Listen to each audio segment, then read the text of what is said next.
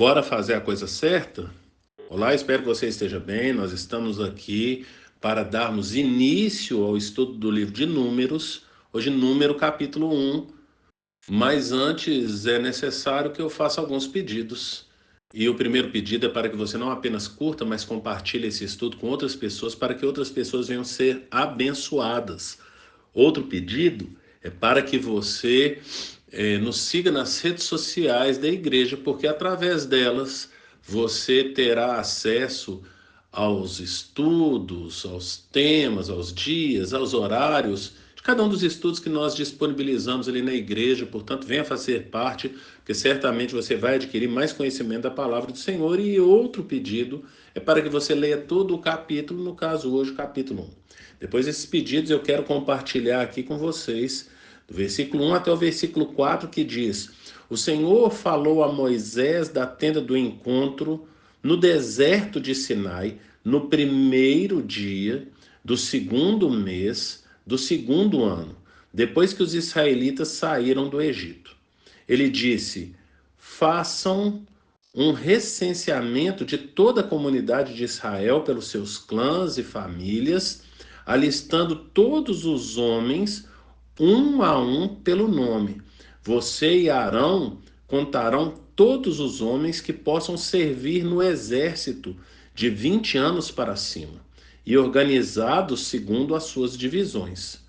Um homem de cada tribo, o chefe dos grupos de famílias, deverá ajudá-los. Portanto, o que nós percebemos agora é que vai ser feito um levantamento a respeito do tamanho desse exército de Israel. A gente percebe lá em Êxodo capítulo 19, lá no versículo 1, vai falar que no dia em que se completaram 3 meses que os israelitas haviam saído do Egito, chegaram ao deserto de Sinai. Portanto, depois de 3 meses, eles chegaram no Sinai. Eles ficaram no Sinai aqui a partir do primeiro dia do quarto mês. E aí, agora, passaram-se 11 meses, quando o Senhor, então, vai fazer esse recenseamento para que eles tenham uma noção do tamanho do exército deles. O que a gente percebe em números, e aqui no capítulo 1 é necessário que a gente faça essa divisão, é que do capítulo 1 aqui, do capítulo 1, versículo 1, até o capítulo 10, versículo 10, é a primeira parte, então, aqui do livro de Números. E os israelitas, o que a gente vai perceber aqui é que os israelitas são fiéis, são obedientes, são cuidadosos em fazer exatamente como o Senhor tinha ordenado a Moisés. Isso nós vamos ver até o capítulo 10, versículo 10. Do capítulo 10, ali, a partir do versículo 11, aí nós vamos ver aí uma mudança, né? Que aí seria a segunda parte.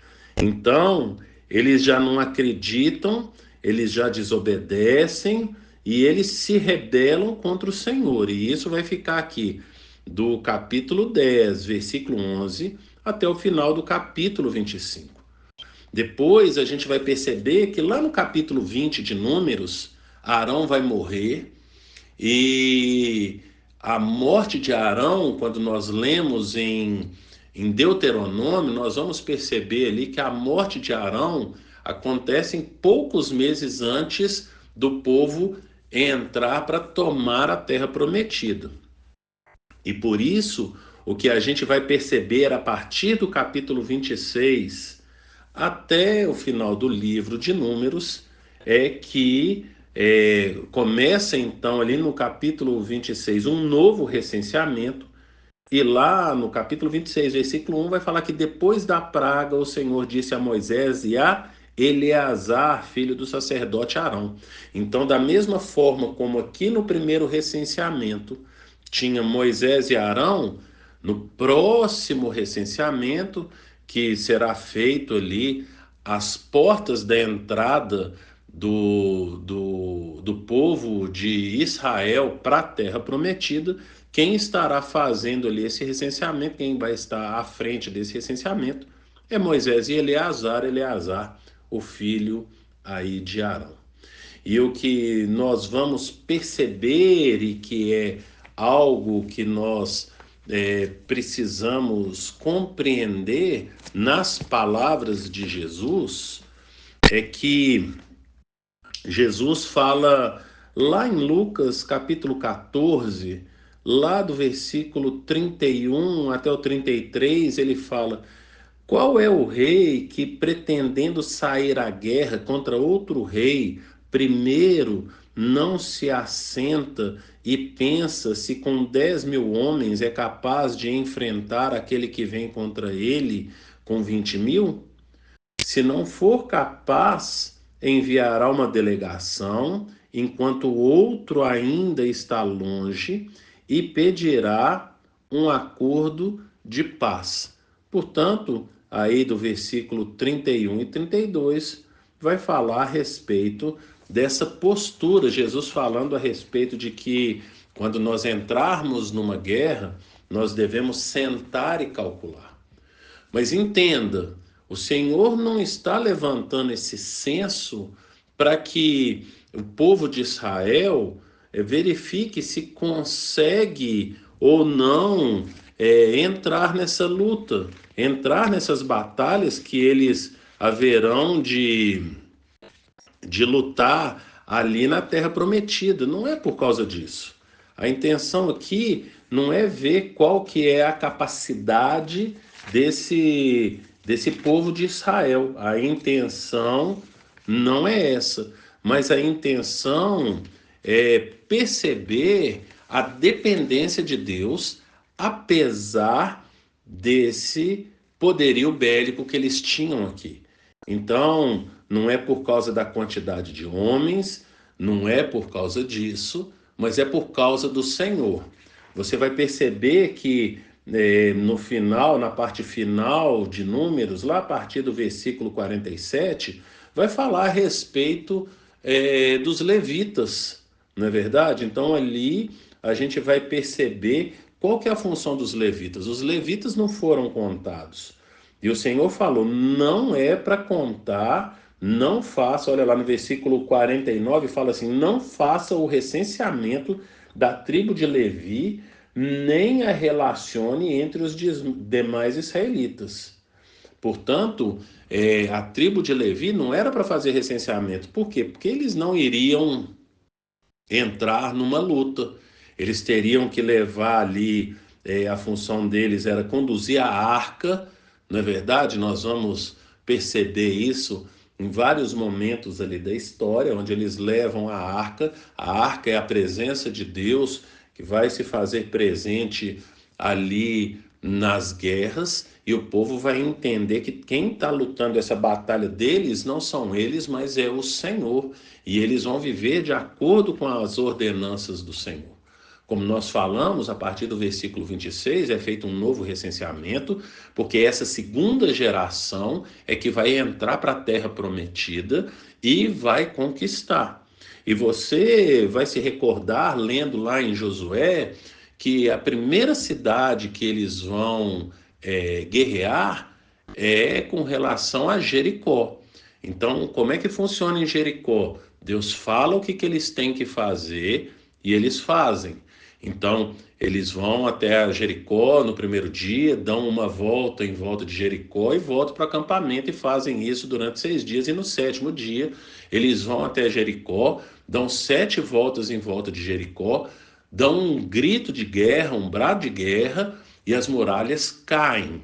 Qual que é o problema disso que a gente vai percebendo? É que eles são desleixados para a segunda cidade que eles vão guerrear. Então, se na primeira cidade eles foram e buscaram o Senhor, e buscaram a vontade do Senhor, e fizeram tudo conforme o Senhor falou, na segunda cidade, que é a cidade de Ai, você vai ver aí em Josué, a partir aí do capítulo 8, você vai perceber que era uma cidade pequena, aonde tinha ali, segundo diz aqui em Josué, capítulo 8, lá no versículo 3, fala: então Josué e todo o exército se prepararam para atacar a cidade de Ai. Ele escolheu 30.000 dos seus melhores homens de guerra e os enviou à noite. Então eles foram para guerrear ali, mandou apenas 30.000, e olha que aqui no capítulo 1 tem a quantidade do exército de Israel. Não é verdade? Está certo que aqui é no primeiro recenseamento, mas você vai perceber que o número não é tão diferente do segundo recenseamento que a gente encontra ali no capítulo 26 de Levítico. Então, você vai conferir lá depois, quando a gente estiver, né, lendo lá, a partir do versículo, a partir do capítulo 26, nós vamos perceber ali no recenseamento qual que era o número dos homens de Israel. Você vai perceber aqui, vai falar então, lá no Números capítulo 1, versículo 46, fala que o total foi de 603.500 homens. E lá no capítulo 26, lá no versículo 51, fala que o número total dos homens de Israel era 601.730. Portanto, um número bem próximo. E aí, quando eles vão entrar lá na guerra contra Ai, e eles perceberam que a terra era uma terra que tinha poucos habitantes, que tinham pouco, que representavam pouco risco, eles mandaram apenas 30.000 dos 600.000 que eles tinham, eles mandaram apenas 30.000 e acabaram perdendo essa guerra. Mas isso aí é para o estudo lá de Josué. Então, o que a gente quer tirar dessa lição, desse estudo aqui do capítulo 1, é que apesar do exército ser um exército considerável, inclusive em comparação com Ai, principalmente em comparação com Ai, a garantia deles não estava no número dos homens, no número do exército que eles tinham, mas a força deles vinha do Senhor, na dependência do Senhor. E, portanto, o que nós percebemos é que Jesus nos ensina a calcularmos uma guerra para ver se devemos entrar ou não devemos entrar na guerra, mas toda a guerra que o Senhor nos ordenar entrar, nós devemos entrar nessas guerras. Entenda que eu não estou chamando de guerra uma luta como era feito entre os povos, como era feito aqui no Antigo Testamento, mas nas batalhas do nosso dia a dia em que nós enfrentamos. E para essas batalhas existe uma forma correta de nós nos portarmos nela. Então nós vamos ver ali em Efésios capítulo 6 a respeito da armadura de Deus. Então nós precisamos estar bem equipados para essa guerra, lembrando que a nossa luta não é contra carne e sangue, mas principados e potestades, e entrarmos nessas lutas espirituais. Também não devemos entrar nessas lutas, nessas batalhas sozinhos, mas devemos ter aí alguns irmãos para nos ajudar espiritualmente nessas pelejas. E a minha pergunta é: você tem noção de que desde quando nós nascemos, nós entramos em uma guerra espiritual?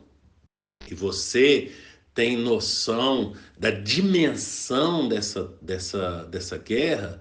Você tem noção das armas que você deve usar nessa guerra?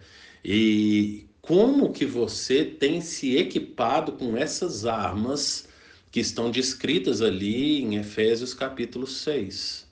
E uma última pergunta: quem tem entrado nessa batalha com você?